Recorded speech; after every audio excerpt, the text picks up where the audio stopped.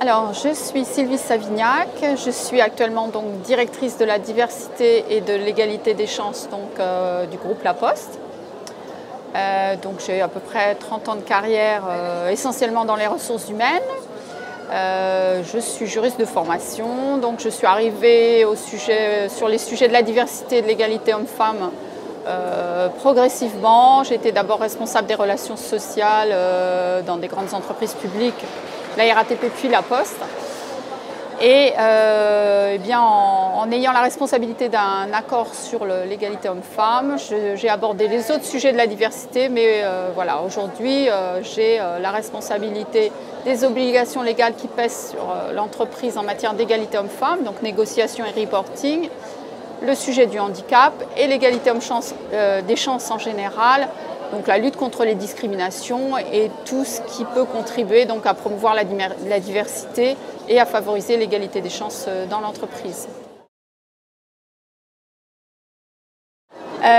Il faut d'abord avoir en tête que l'entreprise La Poste, donc le groupe La Poste, c'est une très grande entreprise, un grand groupe déjà, qui est composé d'activités très diverses, qui vont du secteur bancaire au secteur du colis, donc avec des conditions de travail très différentes si on va d'un secteur à l'autre, et du coup une présence des femmes qui est différente. Quand on parle du secteur bancaire, on est facilement sur des taux de 60 à 70% de femmes sur certains centres financiers. Si on va sur le secteur du colis par exemple, on a des métiers beaucoup plus exigeants en termes de port de charge par exemple, qui vont justifier qu'aujourd'hui il y ait encore assez peu de femmes sur ces métiers. Globalement, La Poste, c'est 51% de femmes et 47% de taux de féminisation dans l'encadrement, donc des chiffres qui sont très importants au regard d'autres entreprises et d'autres secteurs. Et puis surtout, depuis 2005, une politique très active sur l'égalité homme-femme avec 2 accords. Donc un premier accord fondateur en 2005 sur l'égalité homme-femme, qui a été en quelque sorte un accord, comme je l'ai dit, fondateur, qui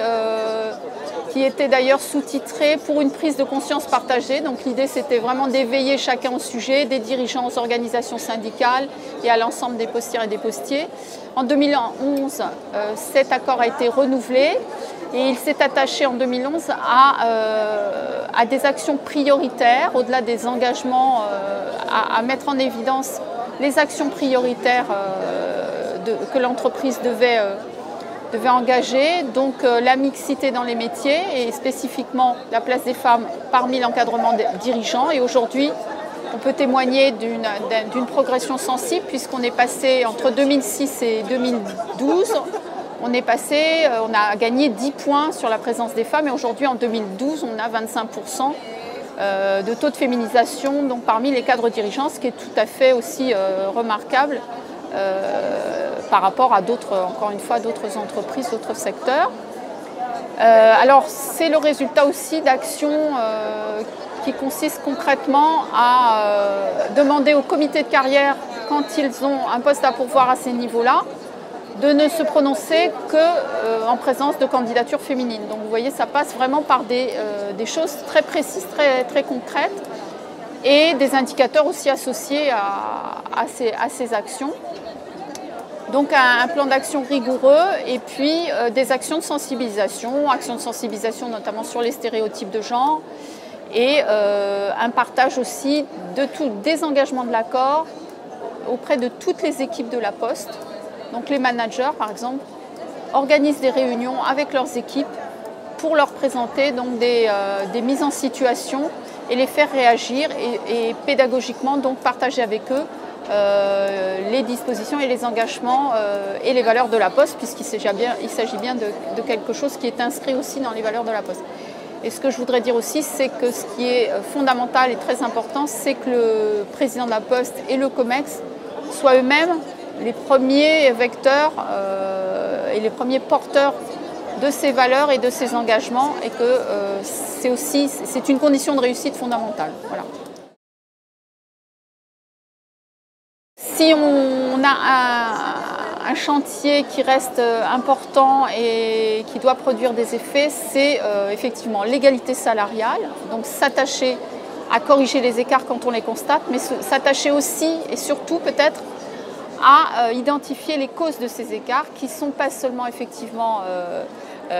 sur de l'inégalité, de la discrimination, elle existe, mais qui sont aussi sur des présences encore trop massives des femmes d'une part sur certaines filières et des hommes d'autre part sur d'autres. Les femmes trop sur des filières RH de communication ou les hommes trop sur des filières de type finance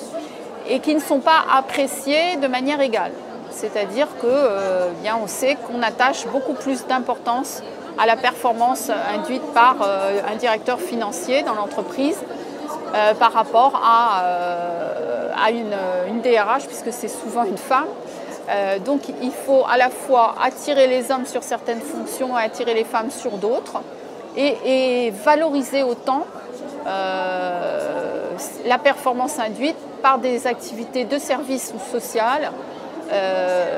et par rapport à la performance induite directement sur l'économie de l'entreprise.